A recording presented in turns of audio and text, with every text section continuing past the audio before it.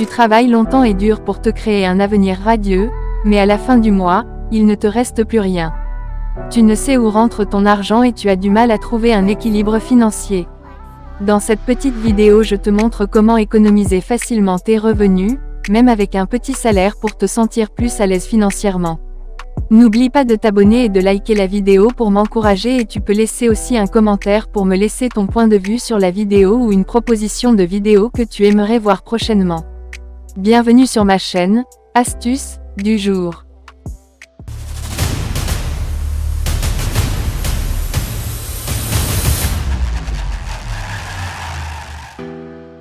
Si j'ai réussi à bâtir mon indépendance financière, et que depuis 3 ans maintenant je suis une personne libre de ses propres choix financiers, c'est en premier lieu grâce à mon organisation et ma gestion d'épargne super efficace. Aujourd'hui je te donnerai 3 astuces qui vont te permettre de mieux gérer tes ressources financières. Regarde toute la vidéo car je te réserve la meilleure astuce pour la fin. Première astuce, la règle des 3 enveloppes. Tu l'as peut-être connue cette méthode car elle est la plus utilisée partout dans le monde en gestion de fonds. Cette méthode consiste à diviser ton salaire ou une entrée d'argent dès que tu le reçois en 3 parties. Une première part où tu devras déposer 50% de tes gains pour tes besoins essentiels tels que manger, te déplacer, payer ton logement et bien d'autres. Ensuite tu pourras utiliser 30% pour tes envies, sorties, habits, loisirs car il est très important de se faire plaisir avec son argent. Et enfin les 20% restants, très important, pour l'épargne. Cet argent doit être classé dès le début, pas à la fin et elle doit être le premier geste dès que tu reçois de l'argent. En gros, cette méthode des 3 enveloppes te permettra d'être organisé et de ne pas vivre au-delà de tes moyens. Ce qui nous envoie à la deuxième astuce. Éviter les dépenses inutiles.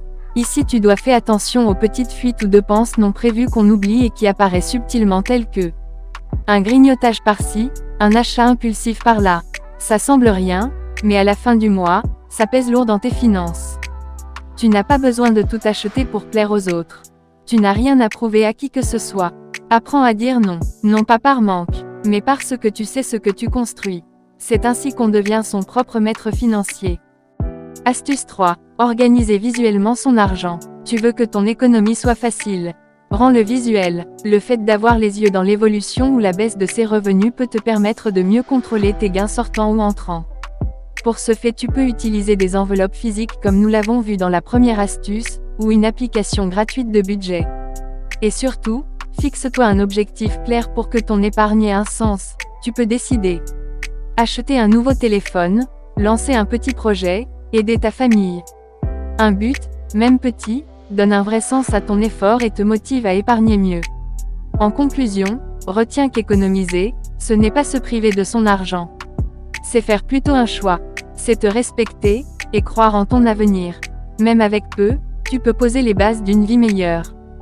Commence aujourd'hui, parce que chaque franc épargné est un pas vers ta liberté financière.